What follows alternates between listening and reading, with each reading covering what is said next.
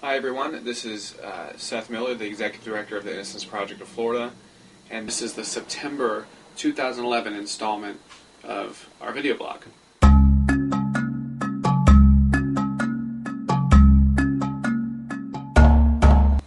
going to talk about a few things this month. We'll make it a short video blog.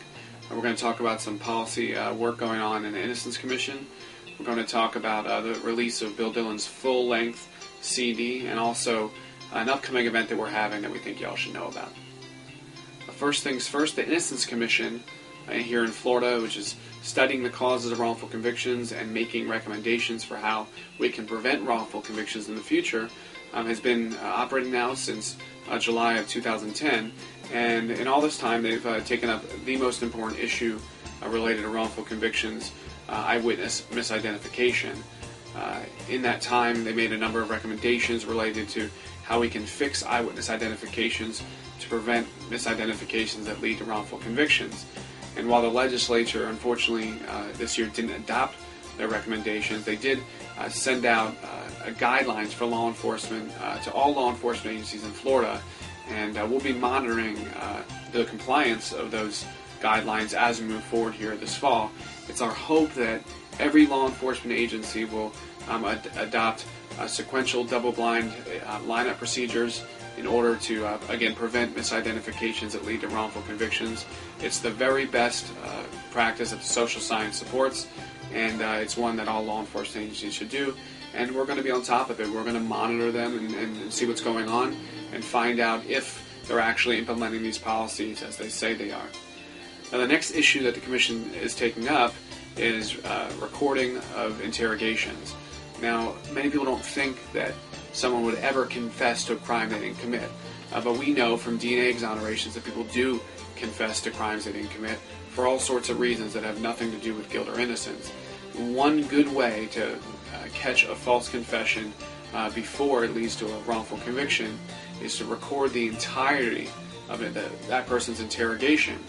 So when we have that recording, we can show it to judges and juries, and they can make their own decisions about the reliability of their confession based on the nature and the characteristics of the preceding interrogation.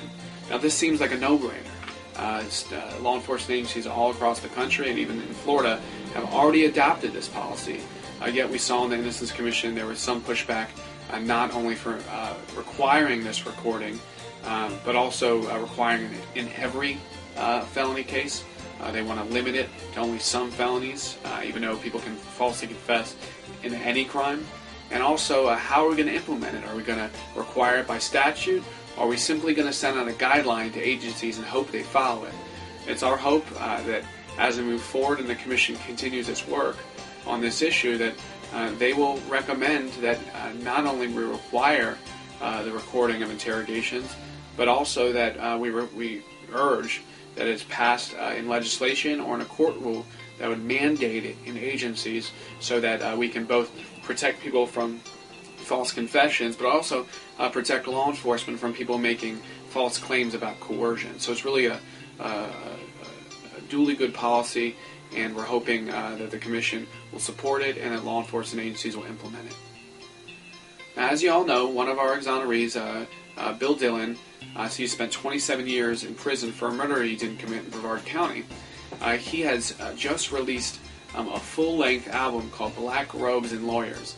Now, you can get this album on iTunes. You can download all the songs on iTunes if you want, or you can get the full-length album with, on the CD version with the cover art and case and all on Amazon.com, and it's maybe coming to a store near you.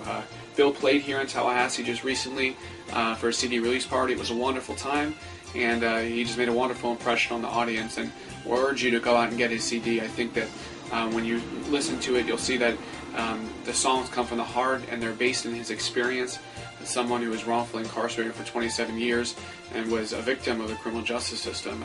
It's a wonderful album, and the greatest way you can support Bill Dillon is by going out and buying it.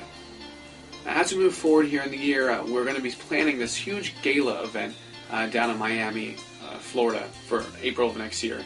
This event will be called Steppin Out with the Innocence Project of Florida, and it will be to benefit our organization. It's going to take place on April 26th 2012 at the Four Seasons Hotel in Miami, Florida. It's going to be a wonderful event. All our exonerees are going to be there. We're going to be honoring a number of really important people who have done great work for the Innocence Project of Florida and for the Innocence movement more broadly.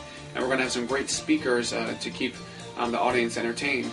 In addition, William Michael Dillon, Bill Dillon, will be playing there. So if you didn't get to see him at a CD release party or at another show near you, you will be able to see him if you come to our gala. So we want you to stay tuned. We're going to have more information about the game as it becomes available, and you'll be able to buy tickets later this year or early next year. But just hang tight, and you can go to our website at www.floridainnocence.org for more information about this gala or anything else we're doing, and go to our blog, Plain Error, which is on our website if you want to take part in a running conversation about wrongful convictions or criminal justice issues more broadly. So with that, I will leave you for the rest of the month, and we'll see you next month for the October installment of our video blog. Have a good month.